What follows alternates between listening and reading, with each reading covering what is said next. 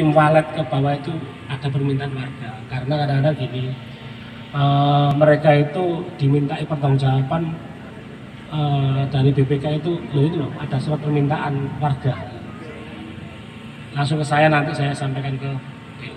Jadi pengantar RT aja, terus nomor kontak personil sama wilayahnya. Nanti itu aja, nanti kita juga hanya menjembatani antara kebutuhan warga dan eksekutif yang pengguna anggaran. Kami sebagai penguasa anggaran hanya bisa mengantarkan. Kalau kita secara pribadi bisa bantu, insya Allah akan kami bantu. Tapi kalau istilahnya kita sondingkan, ya kita sondingkan kepada pemangku anggaran. Saya tanya satu lagi, pengadaan lahan makam itu sebenarnya tanggung jawab pemerintah atau warga sendiri?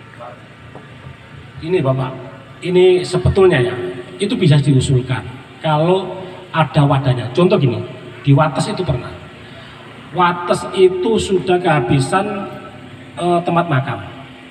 Mereka membuat suatu kelompok, istilahnya kelompok apa saya lupa, yang penting ada wadahnya kelompok dan berbadan hukum. Dan kalau nggak salah waktu itu Wates dapat kucuran dari Kesra itu sekitar antara 200 sampai 250 juta. Cuma pembelian lahannya harus di wilayah kota. Jadi Wates itu pernah. Jadi kemarin, makanya saya kan kemarin waktu itu kalau nggak salah Kesranya masih Pak Anwar Kauman itu. Mau nggak Mas, saya dibentuk aja. Yang penting ada wadahnya, kita bantu kok. Biarpun musola untuk makam, cuma yang saya ketahui tempatnya harus di wilayah kota. Jadi mereka Wates itu membuat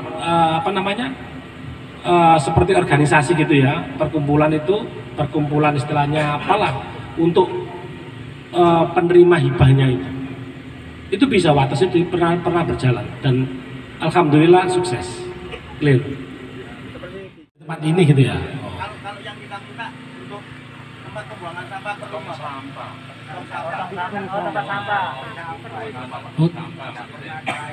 Tong sampah. Pak sampah, bukan TPS ini. Belum clear ya. Tempatnya, iya biasanya kan tempat penampungannya kan gini. Ya memang sebetulnya sih untuk tempat penampungan biasanya ditaruhkan tempat yang agak jauh, ya, agak jauh dari pemukiman. Tapi Wates itu juga di tempat perumahan. Kalau memang belum ada di LA ya. Membutuhkan berapa Pak? Tong sampah ya. Oke.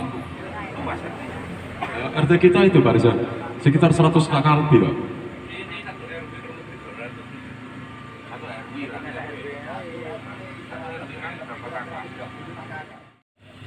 Tak konfirmasi ke Kesra sulitnya seperti apa, itu istilahnya barangkali nanti kalau kan ada beberapa jalan ya, monggo nanti panjenengan buat surat kita hadapkan ke Bu Wali ya, berapapun istilahnya nanti kalau Bu Wali berkehendak untuk menemui istilah memberi bantuan secara pribadi berapapun, saya tidak menggambarkan ya, itu kan tergantung pribadinya. Itu yang pertama. Yang kedua, nanti tadi seperti itu ada jaminan saya bantu masalah bla-blanya, itu saya bantu. Yang ketiga, kalau nanti ada solusi yang bisa disondingkan di Kesra, nanti saya kabar. Karena terus terang gini, ada beberapa daerah itu saya tidak bisa mengajukan, saya ajukan mendal terus. Seperti apa? Perlengkapan pemandian mayat ya, itu kan nggak ada wadahnya. Akhirnya kemarin saya coba berkomunikasi sama kepala ketua Kabak Kesra, Pak tolong kalau kita tidak ada wadahnya, panjenengan yang buatkan program untuk bantuan kepada warga. Karena apa? Karena sekarang itu peralatan pemandian jenazah itu sudah modern, paling nggak sudah nggak dipangku, nah, minimal ada teror. Tolong kami dikasih solusinya. Jadi kalau panjenengan yang membuat program kan kita bukan mengajukan, sehingga nanti panjenengan tinggal mencari sasarannya. Nah, insya Allah mereka merespon. Nanti Pak Jaya tak komunikasi ke daerah-daerah lain, barangkali bisa ya. Kalau nanti barangkali bisa, insya Allah 2023 mereka akan menganggarkan. Gitu. Jadi yang membuat itu mereka, bukan kita yang minta. Insya Allah itu bisa gitu. Karena apapun itu kalau kita minta kan harus ada wadahnya. Nah, tapi kalau mereka yang membuat program, dia kan hanya mencari tempat tembak sasaran, mencari tempat tujuannya. Kan? Jadi kemarin sudah ditanggapi, dia akan mencari referensi ke daerah-daerah yang lain, barangkali ada celah. Nanti tahun 2023 dia akan menganggarkan. Ya agak telat Pak Jaya, saya perkenalkan diri dulu nggih. Saya Riza Ibnu Yulianto, anggota Komisi 1 DPRD Kota atau sebagai bendahara Partai Golkar. Saya cuma ingin menjelaskan aja bahwa soal TPS ini adalah TPS, tempat pembuangan sementara, bukan TPA. Dan insya Allah terakhir pembuangan itu kalau nggak salah jam 11 siang. Waktu itu sudah pernah kami singgung bahwa TPS ini itu berada di tengah-tengah perkampungan atau tengah-tengah pemukiman warga. Jadi kalau bisa jangan sampai mengganggu masyarakat, khususnya lingkungan Cakarayam. Lah, akhirnya waktu itu Pak Kadisnya masih Pak Yasak, kami berdiskusinya bahwa TPS ini maksimal operasional atau maksimal untuk pengiriman sampah dari sampah rumah tangga itu jam 11 siang, habis itu dibawa ke TPA di belakangnya makam pahlawan itu. Jadi intinya uang APBD itu bisa dibelanjakan kalau ada di dalam wilayah Kota Mojokerto. Ngoten nggih. Mungkin ada solusi kalau Pak Jaya ini simbolnya itu kayak Pegadaian, Pak, mengatasi masalah tanpa masalah. Beliau berpengalaman. Makanya kayak Ibu tadi minta seragam, insya Allah pasti Bu. Tapi nggih pun supi nanti 2024. Saya tidurnya di Pekayon 2. Saya juga punya pengalaman mengajukan pagar rehab makam, tapi saya kependudukannya di Sinoman, dan makamnya itu juga sama di Losari ya. Gini Pak, intinya itu gini Pak Jaya, kalau